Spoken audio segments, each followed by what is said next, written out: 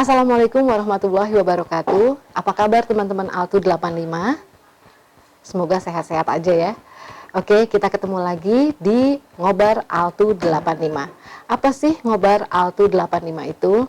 Tempatnya kita kumpul-kumpul silaturahmi dengan sesuatu yang bermanfaat, dengan sharing dari teman-teman.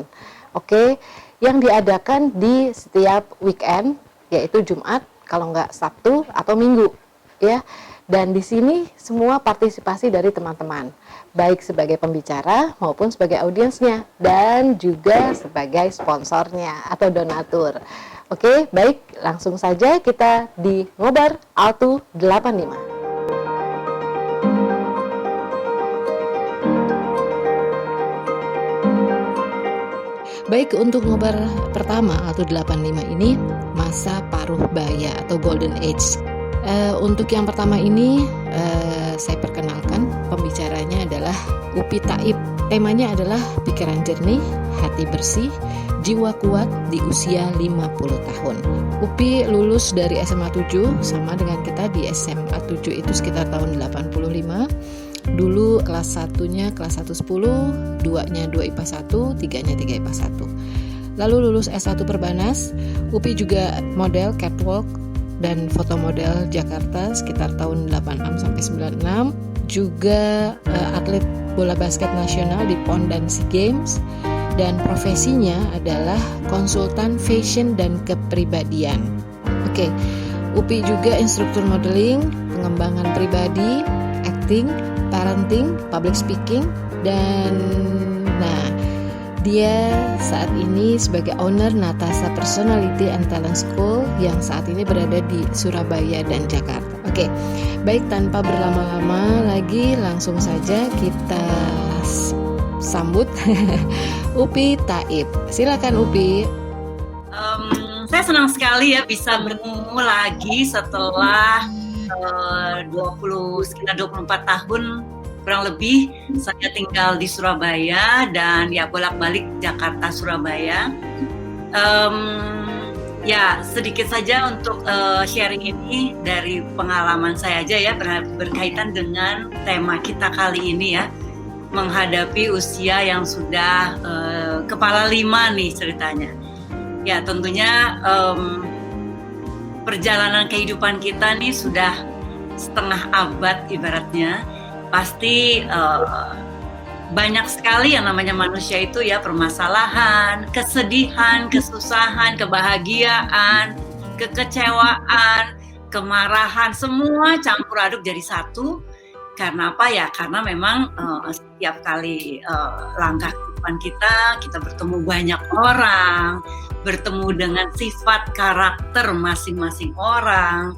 Entah itu dalam kehidupan keluarga kandung nih, kan dari kecil kita sudah bersama keluarga kandung kita, adik sama kakak pasti kan ya berantem lah, begitu ya. Belum lagi kemudian dengan orang tua, yang satu merasa dianak emaskan, yang satu dianak tirikan. Wah, dari kecil mungkin kita sudah banyak pengalaman dalam hal kesedihan, kekecewaan, kemarahan dari keluarga paling dekat terlebih dahulu. Lalu kemudian kita beranjak remaja, kita bertemu nih dengan teman-teman sepermainan. Wah, SD, SMP, SMA kan. Apalagi kalau tiap sekolah temannya ganti-ganti, tiap kelas. Kalau tidak salah dulu kita ganti-ganti orang nggak ya? Enggak ya? Ganti kan ya kan? Ya. Oh. Kemudian tempat duduknya sebelahnya beda-beda orang pula. Nah, di situ semakin banyak pasti kita menemui kerikil yang namanya kehidupan ya. Lalu kemudian kita masuk lagi ke dalam kehidupan karir, pekerjaan. Wow, tambah lagi tuh. Kalau dulu itu kita masih kecil, kita masih sukanya main, kita nggak berpikiran dengan adanya kesal sama orang, dipendam di hati. Ya namanya juga anak-anak kan. Biasanya anak-anak itu kan dia asal bicara, nggak suka ini dan sebagainya. Semakin bertambah usianya kita, ya otomatis kita semakin bisa memendam perasaan, memendam kekecewaan, memendam kemarahan, terutama untuk hal-hal yang seperti itu ya. Nah, pada saat kita masuk ke dalam lingkungan pekerjaan, nah di lingkungan sekolah sih juga sudah mulai tuh yang namanya kompetisi, persaingan. Begitu juga dalam lingkungan pekerjaan. Lalu kita masuk lagi ke dalam lingkungan keluarga deh. Akhirnya kita dapat kesempatan untuk mempunyai keluarga kecil. Anaknya mungkin nggak tahu, anaknya sekarang ada yang 5 kali, ada yang 7 kali ya. Nah, jadi semakin banyak permasalahan yang pasti kita hadapi dalam hidup ini. Nah, bentar lagi nih masa pensiun mulai deh.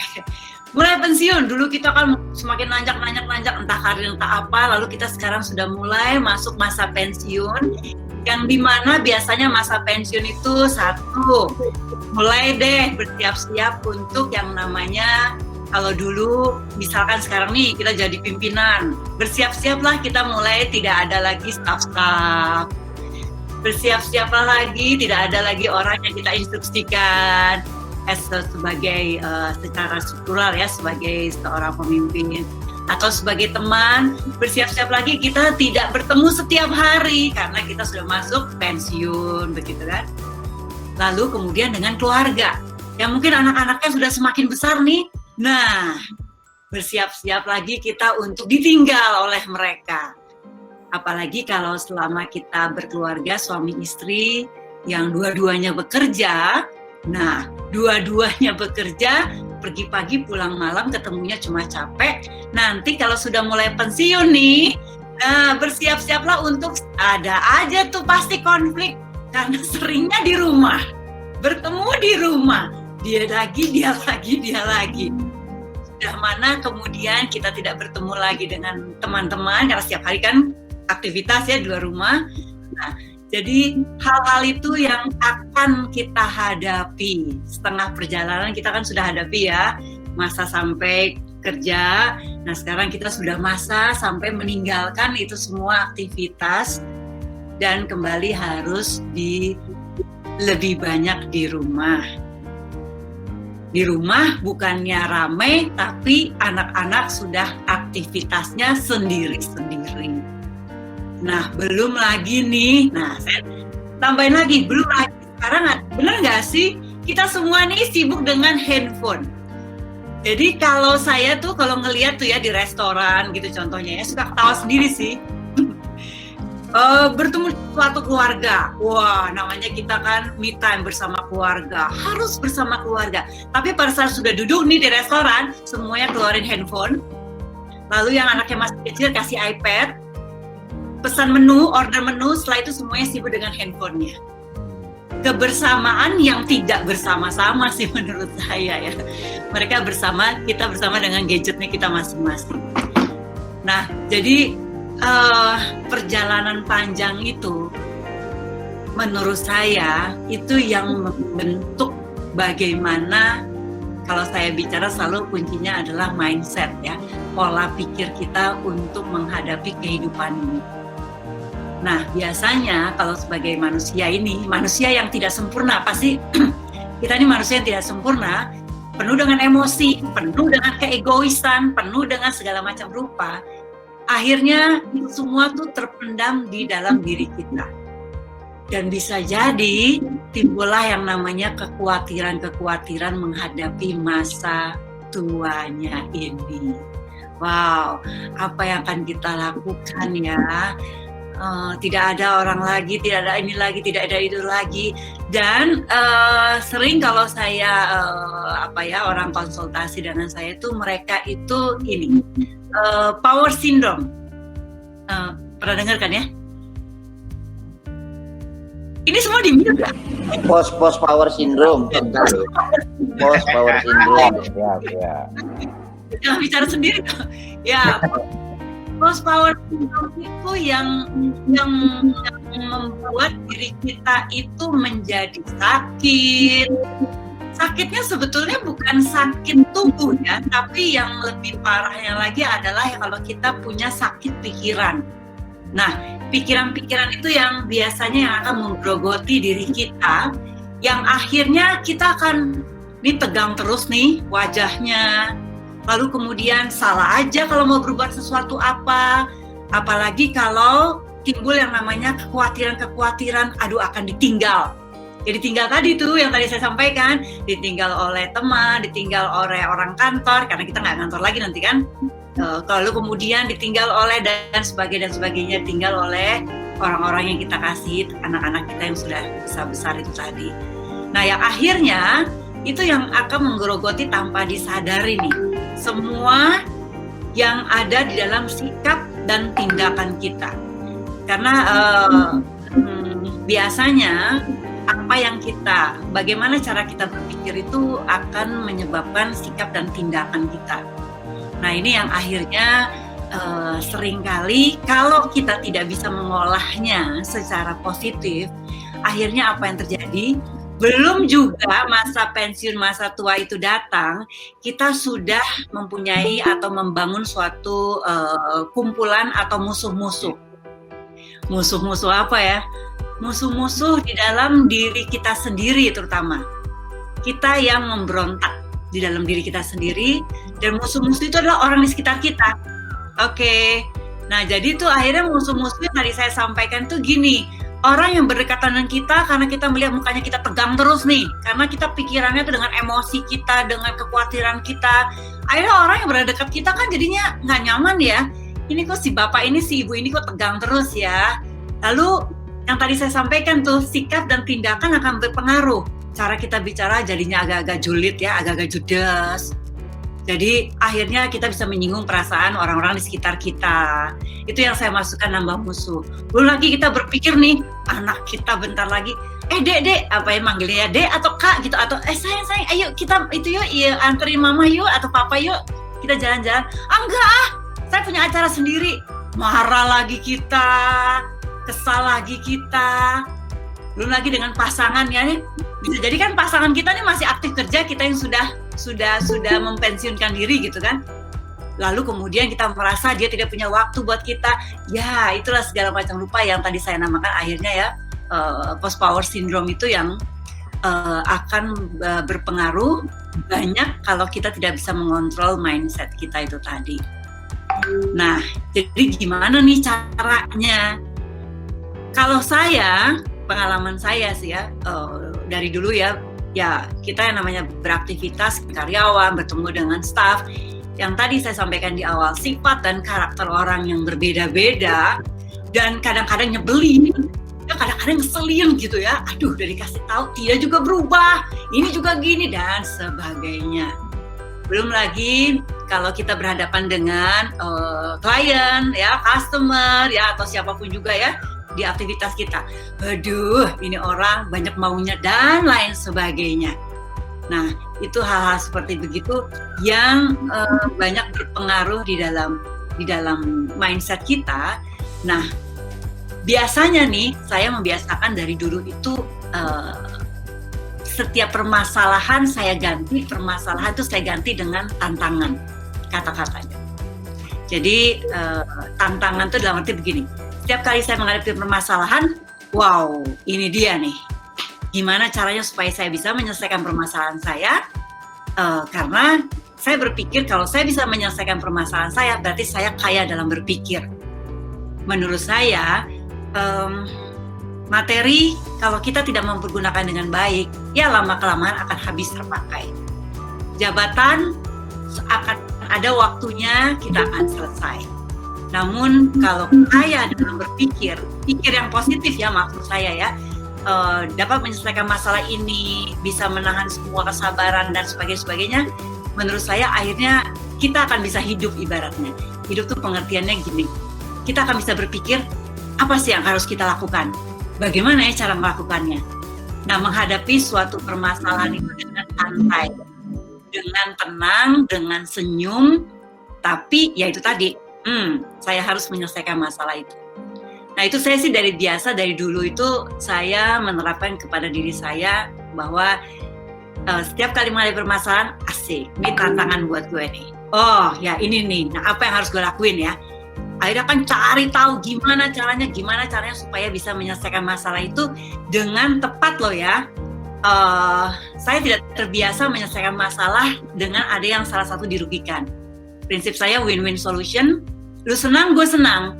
Lo susah, ya jangan dong, gue juga susah gitu. Yuk kita cari solusinya gimana, karena kita tidak mungkin ya anak kembar aja tidak bisa dijadikan satu ya pikirannya, tapi disamakan seperti rel kereta api, berjalan seiring sejalan, cari solusi yang baik, dua-duanya jadi tersenyum. Kita tersenyum, kamu tersenyum. Nah gitu. Kalau saya sih terbiasanya melakukannya dari dulu seperti itu. Seberat apapun permasalahannya, saya meyakini bahwa pasti ada endingnya. Ibaratnya perjalanan tuh pasti ada ujungnya. Ibaratnya kalau kita main kartu, mau cari yang as, pasti nanti lama-lama dapat as sendiri. Wah, cari-cari aja as sendiri. Jadi karena saya berkeyakinan pasti ada ujungnya. Hidup aja pasti ada ujungnya ya, kematian. Jadi saya menghadapinya tuh dengan selalu memainkan mindset saya, pola pikir saya. Di samping saya tahu bahwa saya sebagai manusia yang tidak sempurna, tapi saya ingin menyempurnakan diri saya untuk bisa memberikan suatu manfaat bagi orang lain. Nah, jadi itulah yang saya lakukan, sehingga pada saat menghadapi masa 50 tahun nih, udah nih, memang kan target saya 55 tahun, saya sudah ibaratnya tidak fokus lagi dengan kerjaan saya. Jadi apa yang harus dilakukan ya, biasanya selain itu juga kontrol makanan.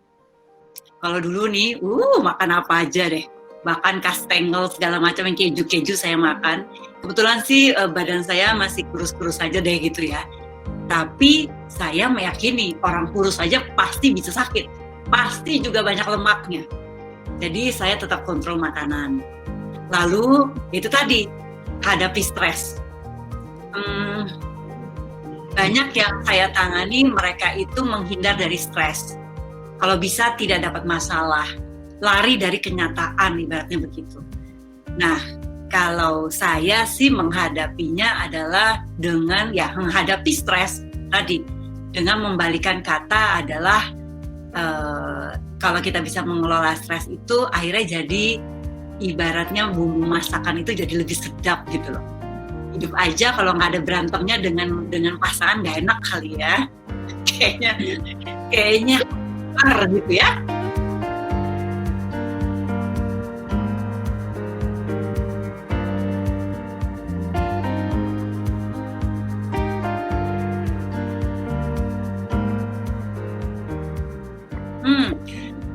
Kalau bagi gue adalah gini, semua orang adalah patut untuk dihormati, patut untuk dihargai.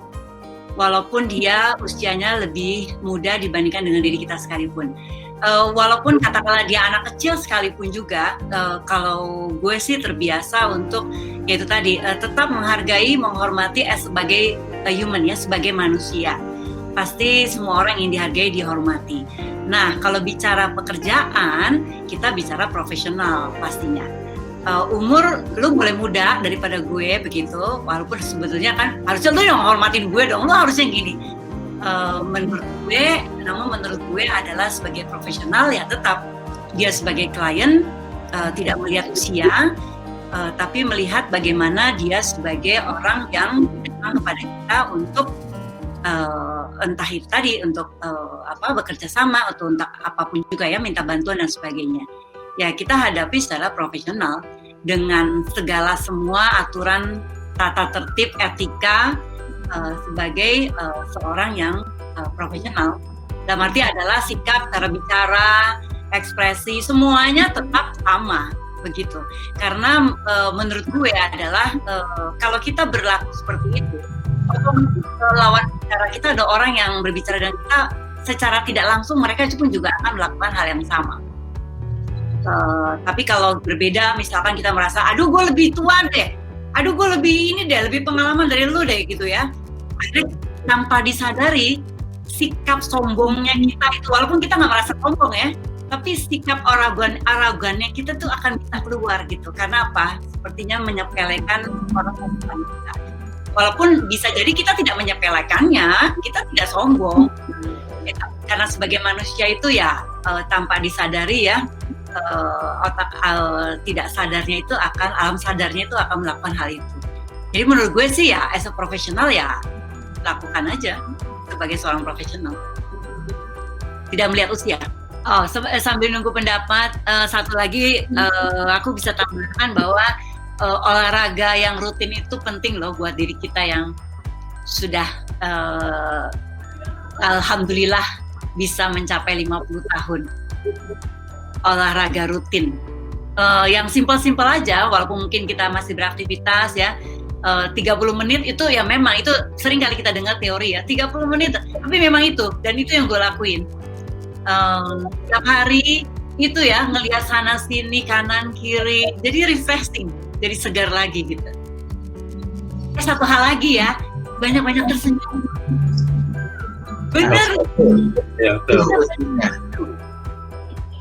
Biasanya orang itu yang gini ya, orang menjadi tidak banyak tersenyum karena apa? Di dalam hatinya tuh banyak sekali yang kalau orang Jawa bilang, nah, aku tahu nih bahasa Jawa, diempet, dipendem.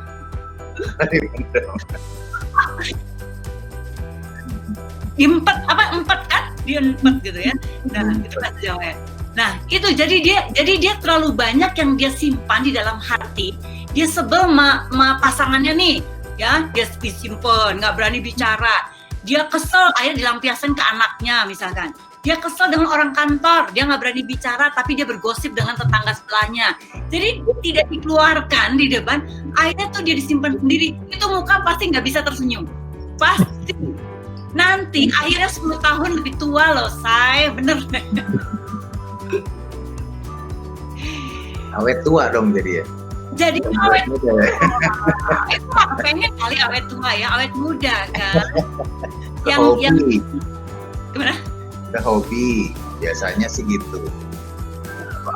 Ya hobi apa, senang apa? Bikin main sepeda, bermain basket, atau piaraan burung kayak apa?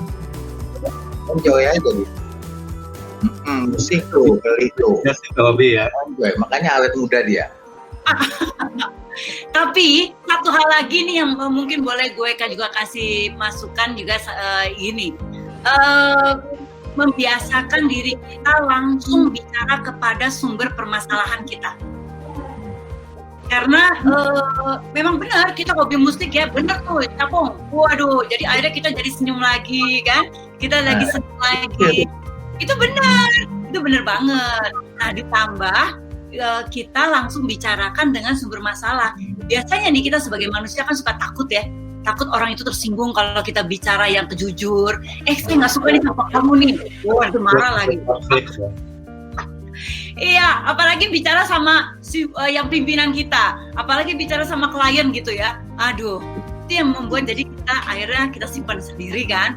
Nah, kalau kita simpan sendiri, nah akhirnya itu tadi, jadi masalah nggak akan terselesaikan. Ada orang yang berkata begini, biarlah berlalu, katanya gitu kan. Lama-lama hilang sendiri. Oh itu gue nggak yakin tuh, nggak percaya. 10 tahun, 20 tahun lagi pasti kita pada nginget, lu pernah ngapain gue, lu pernah gitu gue. Itu pasti, dan pasti ketemu orangnya, muka kita langsung gitu.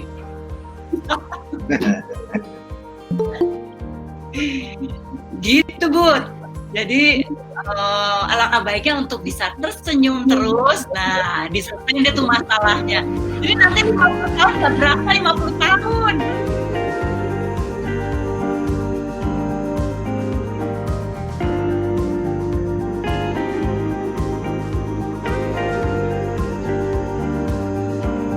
Itu permasalahan baru nih, pandemi COVID-19, permasalahan baru kita semua di rumah. Nah itu bisa disikapi dengan ya ini tadi tantangan. Kalau tadi gue bicara tuh tantangan. Jadi oke, sekarang di rumah nggak bisa ngapa-ngapain kan, nggak bisa ketemu dan sebagainya.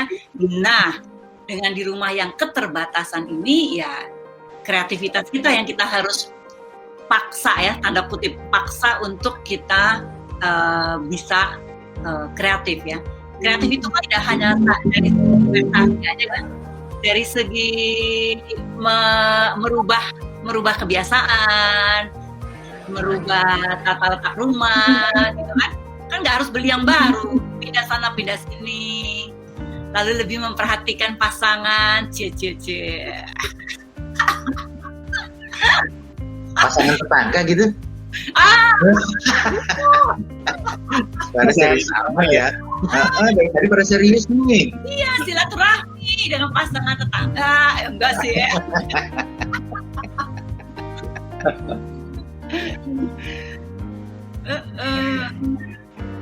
Cuma mau nambahin aja boleh ya? Boleh dong, sangat boleh. Saya sih setuju semua yang diucapkan sama Upi ya. Itu memang bener lah, banyak benernya sekali itu. Malah saya mendukung itu salah satunya tadi ya, olahraga ya. Dengan olahraga kan kita lebih fresh ya, pikiran kita juga lebih fresh gitu, lebih enak lah. Otomatis kalau kita fresh, pikiran kita juga bakalan fresh gitu. Jadi kita untuk menghadapi orang pun ya lebih enak, lebih enjoy gitu. Sekaligus muka kita juga ya lebih fresh juga gitu. Kan kita enak komunikasi kalau misalnya dengan keadaan muka yang fresh, enak, enjoy gitu.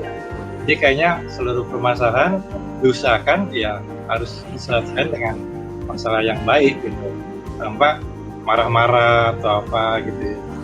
Itu sih kayaknya bagus, memang benar bagus. Olahraga lah salah satunya memang itu sangat membantu.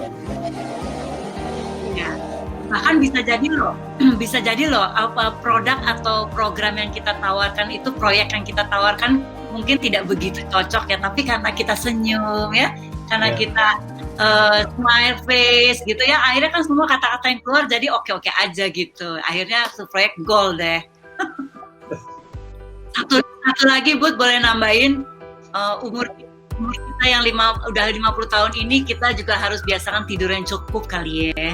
Gue sih juga dulu gitu. Waduh, gue tidur tuh bisa sejam, 2 jam waktu masih muda dulu. Wah gila ya, 3 jam, habis itu ini lagi, kerja lagi dan sebagainya. Tapi belajar dari pengalaman orang lain yang lebih dulu gagal. Maksudnya begini, orang yang dia tidurnya, salah satu kalau kita bicara tidur nih ya, orang yang tidurnya tidak cukup, akhirnya dia kena penyakit A, B, C, dan lain sebagainya di masa tuanya. Karena di masa muda, karena kita aktif bekerja, biasanya kita nih sebagai manusia itu melupakan sakit kita. Nggak dianggap sakit kita. Wah, kita sibuk sana, hahaha, hihi, bekerja dan sebagainya. Nah, sakit itu kan biasanya kalau zaman sekarang kan banyak tuh yang sakit tiba-tiba langsung selesai, meninggal gitu kan. Sakit jantung dan sebagainya. Itu tren tuh sekarang kan. Sakit nggak memupuk lagi di usia 10 tahun, 20 tahun baru sakit. Sekarang sakit udah tiba-tiba datangnya. Nah ini akhirnya gue berbekal dari pengalaman lihat orang-orang yang lebih dulu yang sayang sekali ya, di masa tua kita sudah ngumpulin materi ya, ngumpulin semua untuk masa pensiun. Tapi kok akhirnya uang yang kita kumpulin tuh semua kejayaan itu hanya untuk ngobatin biaya rumah sakit atau dan sebagainya. Walaupun takdir di tangan Tuhan, ya kita tidak menginginkan sakit. Jadi tidur menurut gue ya memang harus cukup. Nah akhirnya gue sekarang gitu Bud, gue paling lambat tuh jam 10 gue harus tidur. Aduh. Gue letakin semuanya ya, gue harus tidur. Ya kalau kepepet ya bolehlah jam 11, jam 12. Tapi kalau kepepet gitu sih. Kalau boleh gue tambahin, boleh kira-kira gue tambahin. Satu adalah bersyukur, selalu bersyukur. Yes. Jadi jangan selalu berpikiran ini kurang, itu kurang, ini nggak ada, itu nggak ada, itu teman hilang, jangan. Tapi selalu bersyukur, dan itu juga menjadikan jiwa kita sehat, fisik kita kuat, insya Allah. Itu aja, mungkin masukan tambahan kalau berkenan. Ya, benar banget. Bersyukur. Jadi dengan bersyukur akhirnya kita akan ikhlas ya. Ikhlas. Ikhlas tapi tidak tidak menyerah gitu. Tetap Bersyukur dalam artian kan positif ya. Kalau menyerah udah pasti itu minus dalam pikiran kita juga. Tapi bersyukur dalam arti positif, segalanya bersyukur, apa yang kita dapatkan, apa yang kita rasakan, dan kita nikmati. Nikmatnya itu luar biasa, insya Allah. Kalau bertanya boleh? Boleh dong. Boleh ya. Jika gini, jika ujian itu datang ketika kita di usia sekarang gitu, usia segini, kemudian kita nggak bisa menghindari dari ujian yang ada di depan kita gitu lah. Itu cara menyikapinya gimana supaya kita tetap enjoy, even ujian itu maksudnya harus melepaskan keterikatan, harus apa, nggak bisa dihindari. Itu gimana caranya, Uli? Maksudnya untuk kita tetap bisa maju, berpikir positif, bisa mengatasinya gitu, gimana? Terima kasih ya sebelumnya. Ini maaf teman-teman, jadi meminta waktu untuk jawaban yang mudah-mudahan menjadi solusi. Terima kasih, Upi.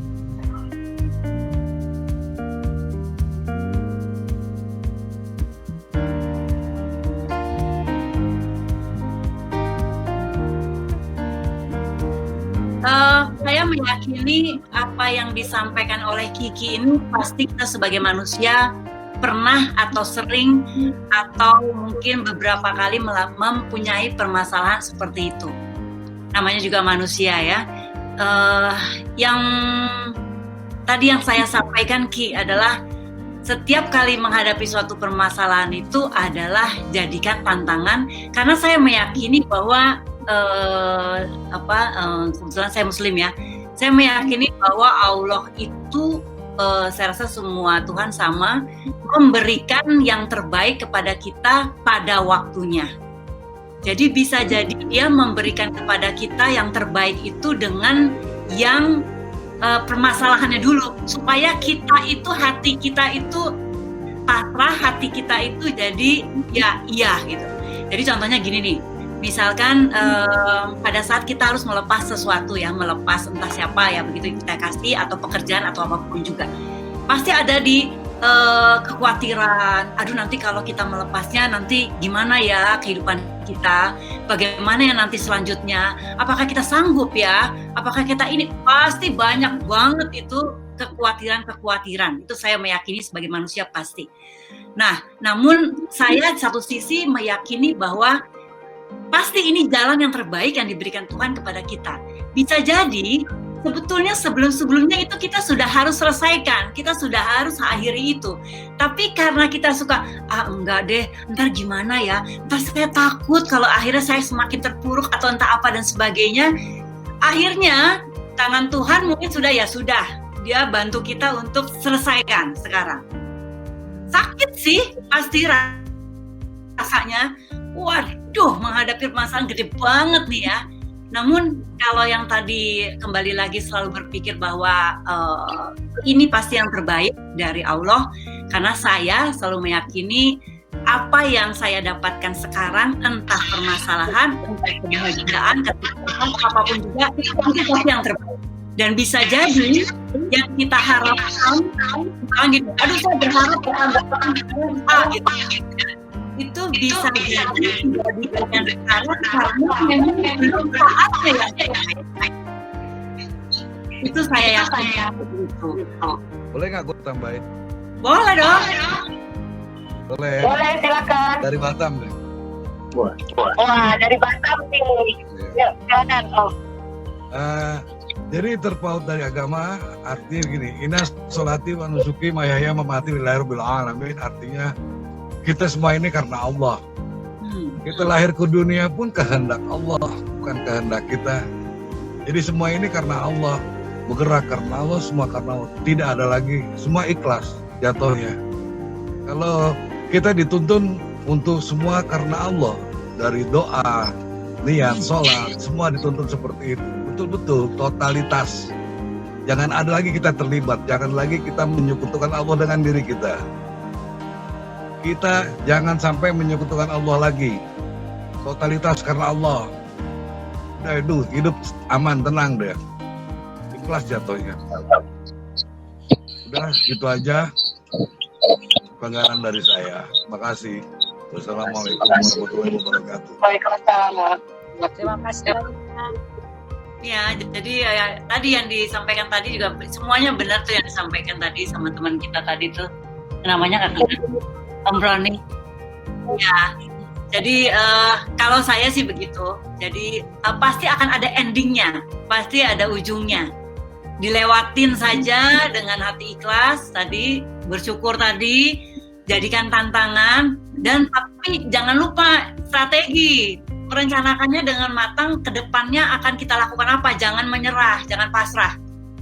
Pasrah dengan Allah iya ya pasti ya, tapi kita nggak berbuat apa-apa sih. Salah. Itu namanya salah pasrah itu. Iya. Beda. Iya. Udah berserah diri sama pasrah beda. Ya. Berserah diri sama beda. Dilewatin permasalahan, punya rencana yang matang. Boleh gak gue tanya nih sama Upi? Nanti kameranya tuh nyalain dong pakai minyak. Aduh, gue lagi di Pulau Kapuk nih. Wah, ingat Pulau Kapuk dong. Maksudnya di tempat tidur nggak enak. Pulau Kapuk. Nah, tadi Upi bagus sekali tadi, benar untuk arahannya. Semuanya kan by mind setting ya, Upi. Untuk hal ini kita kan usia 50-an, 55 rata-rata, 54 lah. Ada yang 55 atau dibilang golden age. Masuk gak golden age? 50. Masuk. Nah, berarti pada saat golden age ini kan kita bukan istilahnya pada titik yang tinggi, pada titik hanya di situ kan. Dan hubungan visi kita atau kita kan, bolehkah kita punya visioner ke depan sih, yang berhubungan dengan mindsetting kita umpamanya.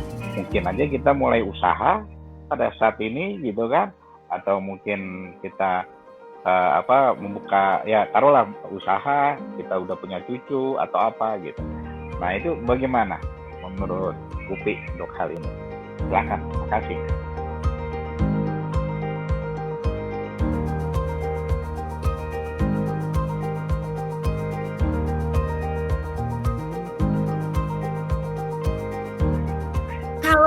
Kalau aku tidak merasa umurku 54, sekarang 54 kan.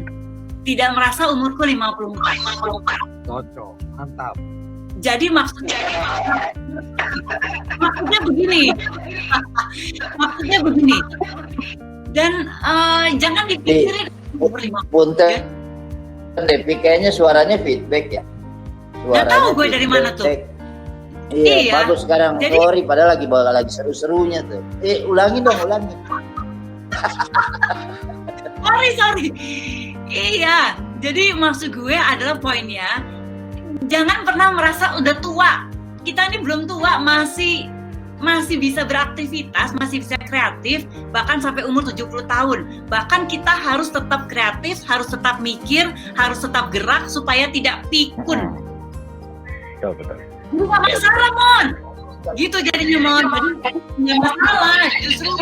Udah. Tuh, Bang Monty udah puas, Bang? Wah, legowo. Kenapa, Mon? Lo pasti kangen gue ya? Iya, soalnya kan Upi spesialis nih untuk hal-hal mindsetting nih kan, enak jadinya nanya. Waduh, makanya lo buka dong kamera lo, gimana sih? Kan gue juga pengen lihat muka lo. Udah lama lo kita nggak ketemu. Iya, ntar gitu ya. Ya silakan lanjut lagi, begini. Bagaimana Bud kalau masing-masing harus memberikan pendapat? Ayo. Bila gue udah ya. Gue juga udah nih. Boleh berarti udah gitu udah boleh. Berarti udah gue.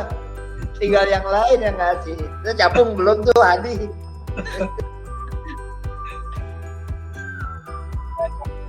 Kan tadi gue kasih ada kesibukan, maksudnya cari hobi yang bisa ya kan? Tadi kan juga kita berikan. Wah, Om Ari udah lupa nih. Ya, tadi tuh ya. Gue tuh mau minta advice sebenarnya, Pi. Gini, karyawan itu kan banyak yang milenial nih.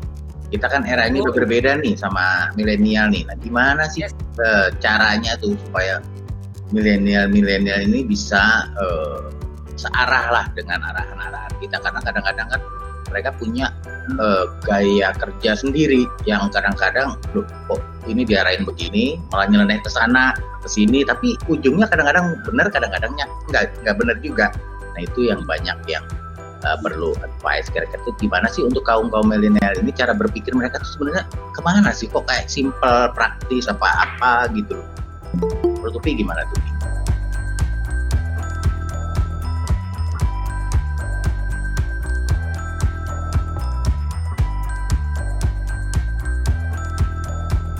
Kalau menurut gue adalah ikuti gaya mereka, masuk ke dalam gaya, bukan, maksud gue gini, ikut gaya mereka tuh gini, gaya mereka sekarang kaum milenial itu adalah dia itu biasa berbicara terbuka, bicara padanya. Dan satu hal yang kita harus juga pahami bahwa mereka itu adalah sudah terbiasa main gadget. Jadi wawasan, ilmu pengetahuan tuh mereka sudah banyak banget mereka dapetin. Nah, kalau kita masih tetap terbiasa dengan gaya kita dulu nih, seumuran kita dulu, nah kita masuk ke mereka, nggak nyambung, yang ada pasti kita dibenci orang. Nah, jadi gayanya tuh masuk gue gini, gayanya adalah satu nih, misalkan dari penampilan. Kan gaya sekarang kan kita penampilannya harus, orang kerja harus ngikutin tren walaupun tidak harus beli sana sini ya. Yang penting kan padu padan ya. Lalu yang kedua adalah kita punya wawasan yang apa yang mereka punya. Karena kalau bicara mengenai kerjaan terus, lalu nggak diselang-selingi dengan apa nih, misalkan contoh sederhana deh, apa sih milenial? Gaya sekarang si ini gayanya sekarang gini ya, atau di bengkel itu mobilnya gini ya. Apa yang ada yang sedang dibicarakan oleh gaya milenial sekarang, itu kita harus nyambung, say. Harus. Tapi bukan berarti kita harus nyebur di dalam, misalkan ke kafe-kafe, kehidupan malam, yang enggak kali. Nah, kan gitu ya. Maksud gue adalah wawasannya itu tadi. Yang kedua, orang milenial itu, kita nggak nyambung kalau kita bicaranya formal banget. Nah, itu. Formal boleh, ada waktunya. Tapi pemilihan kata-katanya sih yang harus kita bisa pakai ya, sehingga mereka tidak akan terkesan bahwa aduh ini ibu guru ya, bapak guru ya. Nah, contoh sederhana nih, gini aja nih, dia salah nih, tapi kita bicara kamu nih salah ya, kamu tuh kayak gini-gini ya, kita belok lah bicaranya. Gimana kalau gini, ada bagusnya gini, menurut lo gimana? Jadi diajak untuk diskusi kompromi. Solusinya jadinya akan lebih bisa mereka akhirnya respect sama kita ya. Gitu sih. Oke, thank you ya, Pi. Thank you. Boleh gue tambahin lagi? Ya, boleh. Sebenarnya itu kepada semua sih, nggak hanya secara umum aja, bahwa orang-orang yang muda itu, orang yang lebih muda dari kita, dia itu akan peduli dengan kita kalau dia tahu bahwa kita lebih tahu dibandingkan dia. Dia akan peduli dengan kita kalau dia tahu kita lebih mampu, lebih pantas dari dia. Dia akan lebih peduli kalau dia tahu bahwa kita pantas untuk dihargai, dihormati. Itu aja sih. Oh, oke. Ya. Jadi ya senang sekali ya kita bisa sharing di sini, apapun juga yang sudah kita sama-sama ngobrol hari ini, mudah-mudahan bisa bermanfaat untuk kita semua. Amin. Perjalanan kita masih panjang, atau yang di atas yang menentukannya. Namun kalau kita berpikir bahwa kita tetap diberikan kesempatan, tentunya kita akan bisa lebih menghadapi setiap kali kehidupan lebih baik kan. Dan alangkah baiknya kalau setiap kali kita melakukan sesuatu itu berpikirnya bahwa belum tentu kita mendapatkan kesempatan lagi. Karena kita sebagai manusia itu kan ada ntar aja deh, entah itu suatu kebaikan untuk diri kita sendiri, apalagi kebaikan untuk orang lain. Jadi alangkah baiknya kalau kita berpikir bahwa belum tentu kita diberikan nafas oleh Sang Pencipta, sehingga akhirnya kita bisa melakukan terutama kebaikan-kebaikan dalam hidup ini yang bisa bermanfaat untuk orang lain. Dan sebaliknya, sifat manusia tidak ada yang sempurna.